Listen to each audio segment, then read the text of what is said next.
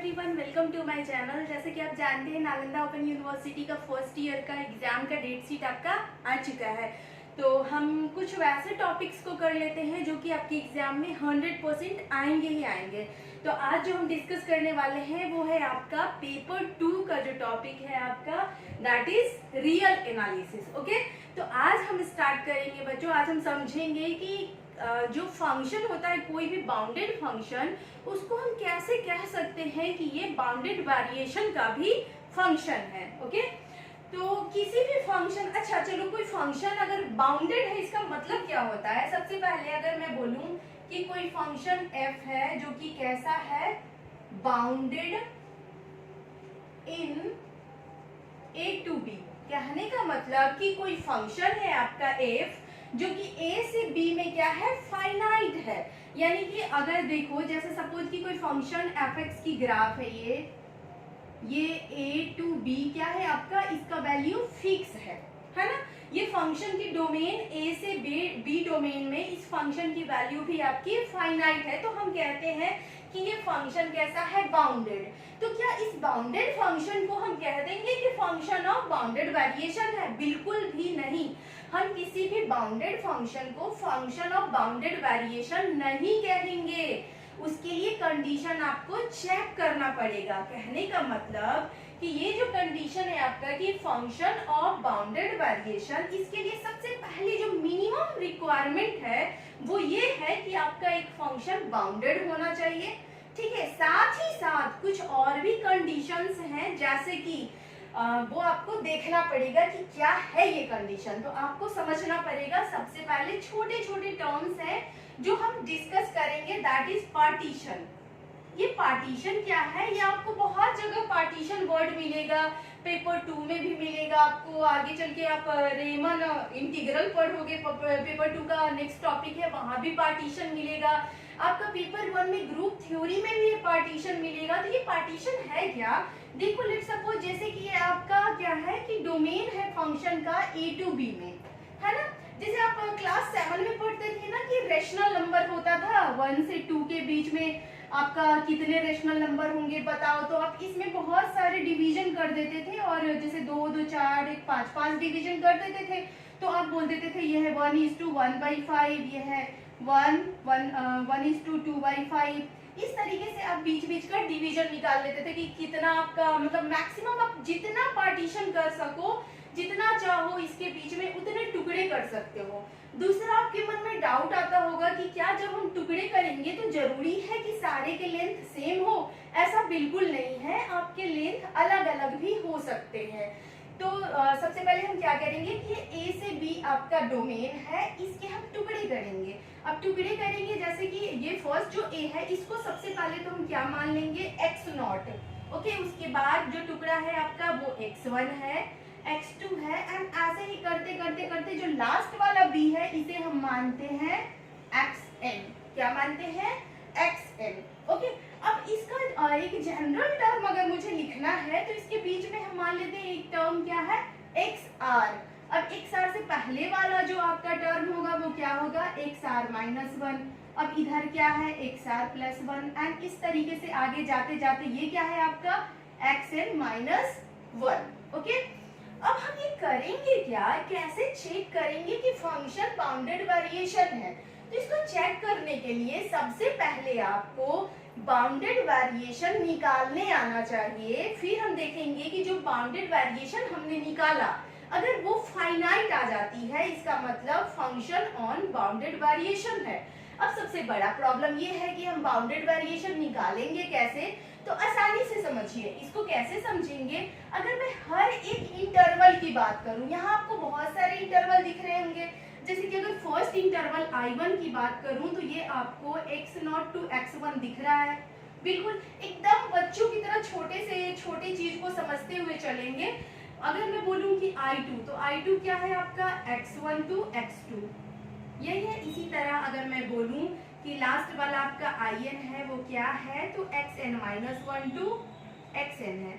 यहाँ तो किसी को कोई प्रॉब्लम नहीं होगा। अब मैंने कहा एक काम करो, सारे के टुकड़े टुकड़े कर दो, और उसके बाद हर टुकड़े पे आप फंक्शन की वैल्यू निकालो। जैसे कि अगर मैं बोलूं x0 तो इस पे फंक्शन की वैल्यू क्या हो जाएगी, fx0।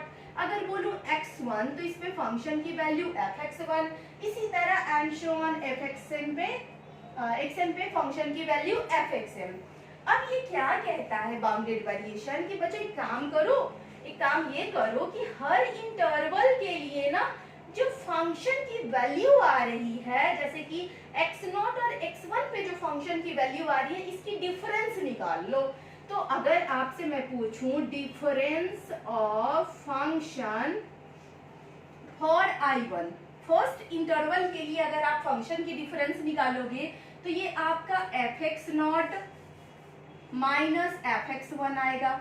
अब देखो कोई आपसे पूछता है कि बताओ 2 और 3 में कितने का अंतर, तो आप कहते हो 1 का अंतर, -1 का तो अंतर नहीं बोलना है। जब हम डिफरेंस बोलते हैं तो डिफरेंस को हमेशा हम पॉजिटिव में बोलते हैं। अब मुझे नहीं पता कि x0 बड़ा है या x1 बड़ा है, इसीलिए हम क्या करेंगे कि यहाँ पे मॉड लगा देंगे, क्योंकि हम डिफरेंस को किस में लिखते हैं, पॉजिटिव में। सिमिलरली अगर मैं बोलूं difference of function for interval 2, second interval में जो आपका यहाँ x1 to x2 है, यहाँ फंक्शन में कितने का वेरिएशन आया, ये अगर कोई आपसे पूछे तो उसको आप क्या लिख सकते हो, fx1 माइनस fx2। इसी तरह से आप आगे जाते जाइए कहाँ तक जाएं, तो एक नॉर्मल सा निकाल लेते हैं हम, rth टर्म के लिए निकाल लेते हैं। तो यहाँ पे आपका क्या हो जाएगा, fx, यहाँ r वाले टर्म पे अगर मैं आऊं तो यहाँ पे अगर आपको निकालना है, डिफरेंस निकालना है इन दोनों के बीच में, तो ये क्या हो जाएगा r minus 1 minus fx r। Okay, इसको फटाफट नोट करिए, फिर हम आगे आपको बताएंगे। अब आपको करना क्या है, करना ये है कि जितने भी हमने वेरिएशन ऑफ फंक्शन निकाले हर एक इंटरवल के लिए, उन सारे को पकड़ के जोड़ दीजिए, समेशन ले लीजिए। जब सारे को पकड़ के जोड़ देंगे ना हम, तो उसी को हम कहते हैं वेरिएशन, जिसे हम स्मॉल v से डिनोट करते हैं। तो फटाफट इसको नोट करिए आप लोग, फिर हम आगे देखते हैं कि इसके बाद हम क्या स्टेप लिखेंगे। ओके,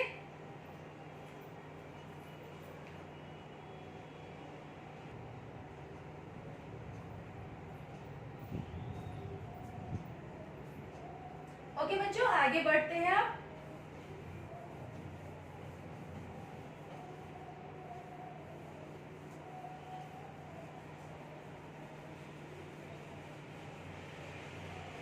अब देखो यहाँ पे जो हमने IR टर्म के लिए जो फंक्शन में वेरिएशन जो है इंटरवल के लिए हमने निकाल लिया, यहाँ से हमें एक जनरल टर्म दिख गया। कहने का मतलब कि अगर मैं बोलूं सारे को अगर आप जोड़ते हो, जैसे कि मैंने कहा कि अगर आपको बाउंडेड वेरिएशन निकालना है किसी भी फंक्शन का, तो इतना काम तो आपको करना पड़ेगा, ठीक है। अब बाउंडेड वेरिएशन हम कैसे लिखेंगे, बाउंडेड वेरिएशन स्मॉल v, मैंने कहा आपने जितना भी वेरिएशन निकाला जितने इंटरवल के लिए सबको पकड़ के जोड़ दो। कहने का मतलब mod of fx0 minus fx1 plus fx1 minus fx2 plus dot dot dot, इसी तरह जोड़ते जाइए। लास्ट आपको कहाँ तक जाना है, xn तक जाना है। याद रखो हमें xr तक नहीं जाना, ये तो बीच की टर्म है जो अभी हमने देखा था, हमें xn तक जाना है। तो xn के लिए xn माइनस 1 और माइनस fxn। हम सब में मॉड क्यों लगा रहे हैं, क्योंकि हमें डिफरेंस हमेशा पॉजिटिव लेना होता है। ओके, तो यहाँ से हम इसी चीज को, अब जैसे इतने सारे प्लस वाले टर्म को ना लिख के हम इसे क्या लिखेंगे, समीशन के फॉर्म में लिखेंगे। और जब भी हम समेशन के फॉर्म में लिखते हैं तो हमें एक जनरल टर्म चाहिए होता है, बीच वाला टर्म। तो यहाँ बीच वाला टर्म क्या है हमारा, fxr माइनस 1 माइनस fxr। अब हम क्या करेंगे, इसी में तो समेशन करना है ना आपको। r की वैल्यू कहाँ से ले, 0 से ले या 1 से। अब देखो 0 तो नहीं ले सकते ना, 1 ही लेंगे तब तो 1 माइनस 1 0 होगा। तो r की वैल्यू 1 से लेके n तक जाना है आपको, xn तक। तो ये आपको किसका फॉर्मूला निकल गया, ये निकल गया formula of bounded variation. Okay, अब हम यहाँ पे जब किसी फंक्शन के बारे में निकाल लेंगे बाउंडेड वेरिएशन, उसके बाद कहेंगे कि if v a finite number, then we can say that the function is of bounded variation। यानी कि कोई भी आपसे अगर कह दे कि बताओ कि बाउंडेड वेरिएशन फंक्शन क्या होता है, या when we can call a function is of bounded variation, तो आप ये सारा स्टेटमेंट मतलब जितना भी हमने यहाँ तक लिखा ये सब आप लिख सकते हो। और इसके बाद लास्ट में आप चाहो तो कंक्लूजन के तौर पे ये भी लिख सकते हो कि जितने भी आपके बाउंडेड वेरिएशन के फंक्शन हैं, यानी कि if a function is of bounded variation then the function is 100% a bounded function. अरे भाई बाउंडेड फंक्शन था तभी तो आपने देखा कि ये बाउंडेड वेरिएशन है कि नहीं है। अगर बाउंडेड ही नहीं होता तब तो हम चेक भी नहीं करते, है ना। तो हम ये कह सकते हैं कि जब बाउंडेड वेरिएशन फंक्शन है तो वो 100% बाउंडेड रहा होगा। बट कोई फंक्शन अगर बाउंडेड है तो इसका मतलब ये गारंटी नहीं देता कि वो फंक्शन बाउंडेड वेरिएशन का भी होगा। चलो इसे अब आप नोट डाउन करिए। फिर हम देखेंगे कि कोई मोनोटोनिक फंक्शन जो है उसे हम कैसे चेक कर सकते हैं क्या कि वो बाउंडेड वेरिएशन के फंक्शन है कि नहीं है। ओके, तो फटाफट इसे नोट करिए और बिल्कुल एकदम इजी वे में समझेंगे इसको। ओके, आई होप कि आपको यहाँ तक कोई दिक्कत नहीं हुआ होगा। ठीक है, जल्दी फटाफट लिखो।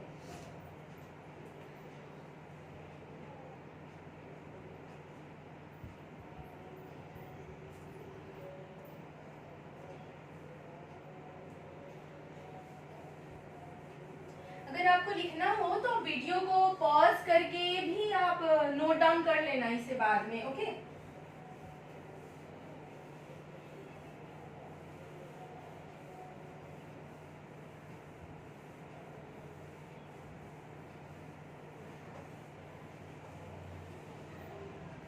तो आपके एग्जाम में एक तो सिंपल से क्वेश्चन का आंसर आप आराम से कर लोगे इसको स्टेटमेंट में लिख के।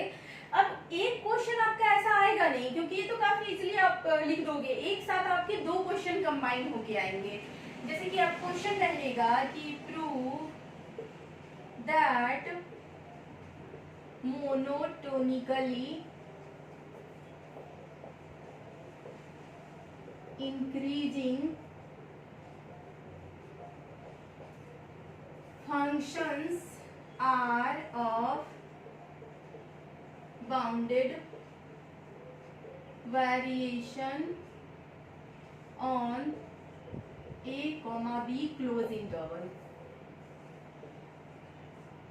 है ना। अब आपसे कह रहा है कि प्रूफ करो कि मोनोटोनिकली इंक्रीजिंग फंक्शन जो है वो आपका फंक्शन ऑफ बाउंडेड वेरिएशन है। यानी कि अगर मैं किसी मोनोटोनिक इंक्रीजिंग फंक्शन का वेरिएशन निकालूं तो वो कुछ फाइनाइट नंबर आना चाहिए। ऐसा नहीं कि अनडिफाइन आ जाए या इनफाइनाइट आ जाए, कुछ ना कुछ उसकी वैल्यू आनी चाहिए। अब आप कहोगे कि यहाँ तो कोई वैल्यू है ही नहीं तो हम कैसे निकाल लें। तो ऐसे देखो करना क्या है, तो सबसे पहले आपको तो ये समझना होगा कि ये मोनोटोनिक फंक्शन होता क्या है।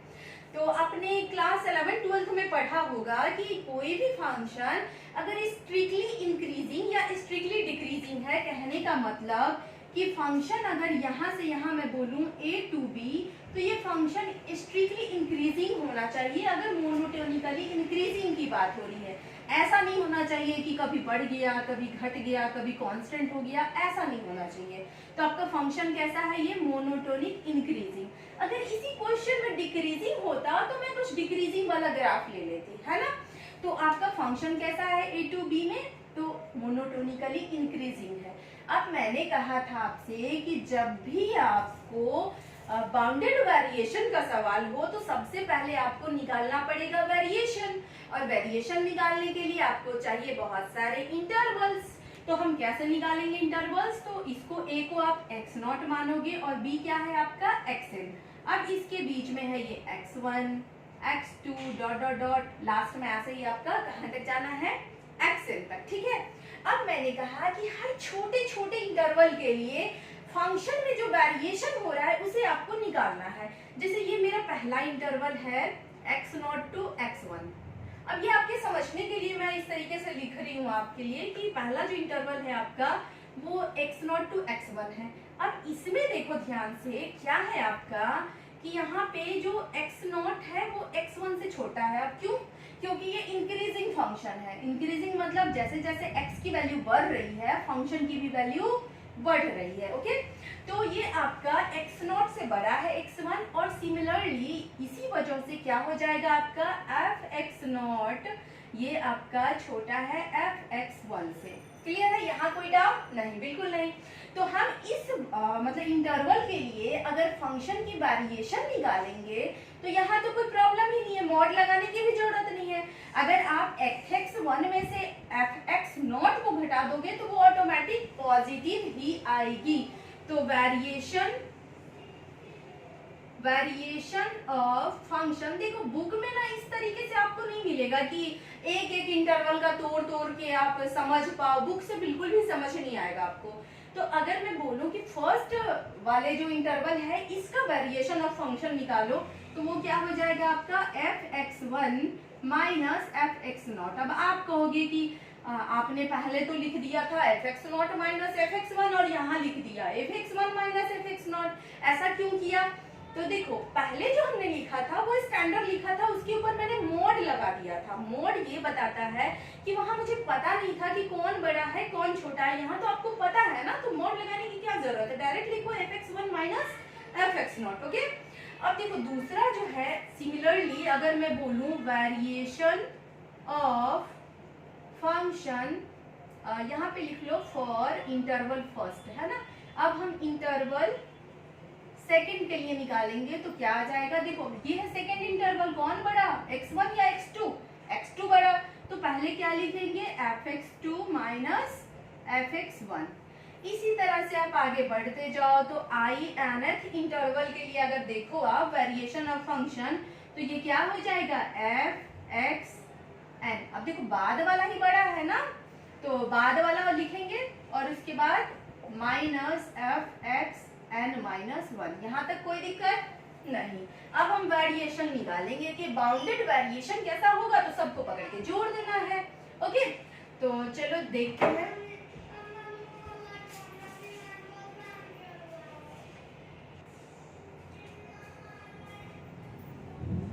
तो मैंने कहा कि सारे फंक्शन सारे इंटरवल के लिए जो फंक्शन के वेरिएशंस आपके आए हैं सबको आपको जोड़ देना है, वही तो समेशन है ना। तो हम क्या करेंगे, सबसे पहला ये है आपका fx1 माइनस fx0। दूसरे वाले इंटरवल के लिए वेरिएशन क्या आया है fx2 माइनस fx1। इसी तरह आगे बढ़ते जाना है तो लास्ट वाले के लिए fxn minus fxn minus 1। Is it clear? तो देखो यहाँ ध्यान से देखो कि ये fx1 से ये fx1 कैंसिल आउट हो जाएगा आपका। उसी तरह जब x2 है तो ये आगे वाला x2 वाले टर्म से कैंसिल हो जाएगा, यानी जो आपका मतलब जो पहले वाला टर्म है जो ये इसको कैंसिल किया x1 को, ये x2 इसको कैंसिल कर देगा। फिर इसी तरह जब आगे जाओगे तो xn माइनस 1 वाला टर्म भी आपका कैंसिल हो जाएगा। ये तो समझ में आ रहा है ना कि मैंने पूरा सीरीज लिखा नहीं है, ये थोड़ा सा आपको दिमाग में, इतना तो दिमाग लगा ही सकते हैं, है ना। तो लास्ट में आपका वेरिएशन क्या बचा, ये आपका माइनस में है, ये प्लस में है। तो मैं इसको उल्टा करके लिख लेती हूँ ना, fxn माइनस fx0। ओके, अब जरा ध्यान से देखो ये जो xn आया, ये xn ही क्या है आपका b, और जो ये x0 आया यही क्या है आपका a। तो चलो हम इसे क्या लिख सकते हैं, इसे हम लिख सकते हैं ना, यहाँ से आप आ जाओ यहाँ पे। तो इस वेरिएशन को हम क्या लिख सकते हैं, लिख सकते हैं fxn यानी कि fb माइनस fa। तो ये आपका मोनोटोनिकली इंक्रीजिंग फंक्शन के लिए वेरिएशन जब हमने फाइंड आउट किया किसी इंटरवल a b के लिए, मतलब किसी डोमेन a b के लिए, तो ये आया fb माइनस fa। यानी यहाँ से बहुत सारे कंक्लूजन आ सकते हैं। ये कंक्लूजन आ सकता है, सबसे पहले तो ये बताओ, जब b हम जानते हैं कि ये फाइनाइट नंबर है ना, ये दिया रहेगा 2 3 4 5 कुछ ना कुछ तो दिया रहेगा ना, ये तो ये वैल्यू भी क्या है फाइनाइट है, यानी हम कह सकते हैं फाइनाइट वैल्यू। यानी हम कह सकते हैं ना, यहाँ से कंक्लूजन निकला कि for monotonically increasing function variation क्या है आपका, फाइनाइट है।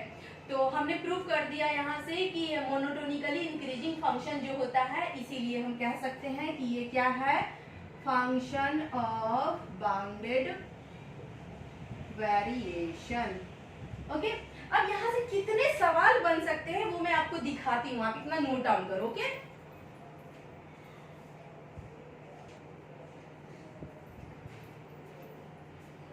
अब देखो यहाँ से आपके कितने सवाल का आंसर हो सकता है कि अगर आपसे यही सवाल मोनोटोनिकली इंक्रीजिंग फंक्शन ना लिख दे डिक्रीजिंग फंक्शन, उस केस में हम क्या करते, कुछ नहीं करना था, इस मतलब ग्राफ को हम उल्टा बना लेते, कुछ इस तरीके से, है ना, इस तरीके से बना लेते। ये रहता आपका A, ये रहता आपका B, ये हो जाता x नॉट, ये xn एज यूजुअल। लेकिन यहाँ पे क्या होता ना कि जब हम पहले वाले इंटरवल को देखते x नॉट टू x1, तो यहाँ पे आपका बड़ा कौन होता, x नॉट, है ना, और x1 वाला फंक्शन क्या होता, छोटा होता। तो वहां पे जब हम वेरिएशन लिखते तो fx1 माइनस fx नॉट ना लिख के fx नॉट माइनस fx1 लिखते, और फिर यहाँ पे सब कुछ उल्टा हो जाता, और फिर इसमें भी कटता आपका, और लास्ट में answer fx not minus fxn आ जाता, और यहाँ पे fb माइनस fa की जगह fa माइनस fb आ जाता, है ना। तो यहाँ से आपके जो कंपटीशन वाले एग्जाम वगैरह में क्वेश्चन बनेंगे तो वहां पे आपसे बस यही सब पूछेगा, प्रूफ वगैरह करने के लिए तो देगा नहीं। तो मोनोटोनिकली अगर इंक्रीजिंग फंक्शन है तो वेरिएशन निकालने के लिए, टोटल वेरिएशन निकालने के लिए हमें इतना सारा ताम झाम, इतना सारा मेथड करने की कोई जरूरत नहीं है। डायरेक्ट इस डोमेन के जो आपका इनिशियल और फाइनल पॉइंट है, यहाँ पे फंक्शन की वैल्यू निकाल के डिफरेंस निकाल लेंगे, वही आपका आंसर हो जाएगा। तो हम किसी भी मोनोटोनिक इंक्रीजिंग या डिक्रीजिंग फंक्शन के लिए इस तरीके से वेरिएंस निकाल के इसको प्रूव कर सकते हैं। अच्छा, एग्जाम में अगर सिर्फ मोनोटोनिक फंक्शन लिखेगा तब क्या करोगे, तब क्या करेंगे, एक बार केस 1 ले लेंगे मोनोटोनिक इंक्रीजिंग का, और केस 2 ले लेंगे मोनोटोनिक डिक्रीजिंग का, और थोड़े से लंबा आंसर हो जाएगा, दोनों क्वेश्चन का आंसर कंबाइन आ जाएगा। आई होप कि आप इस क्वेश्चन को बहुत आराम से कर सकते हैं। अब आप अपने पीवाईक्यू का क्वेश्चन देखना, जो आपका बाउंडेड वेरिएशन का क्वेश्चन है वो आप अपने मन से बहुत अच्छे से इस तरह ग्राफ वगैरह बना के, और बीच बीच में कुछ स्टेटमेंट्स वगैरह जोड़ देना। मैंने कुछ स्टेटमेंट्स को स्किप किया है आपको समझाते हुए, तो वो सब जोड़ के अच्छे से सुंदर से बना के इस आंसर को आप लिख लेना। ओके, तो ये मेरा जो पहला छोटा सा वीडियो है, आप इस वीडियो को देख के अपना रिव्यू जरूर देना। फिर इसके बाद हम मल्टी वेरिएबल फंक्शन का डिफरेंशिएशन, और उसके बाद जाके आपको रीमन इंटीग्रल के लिए अगले वीडियो में आपके लिए वीडियो बनाऊंगी मैं, ठीक है। रिव्यू जरूर देना कमेंट सेक्शन बॉक्स में। ओके, थैंक यू, तब तक इसे स्टडी करिए, बाय बाय।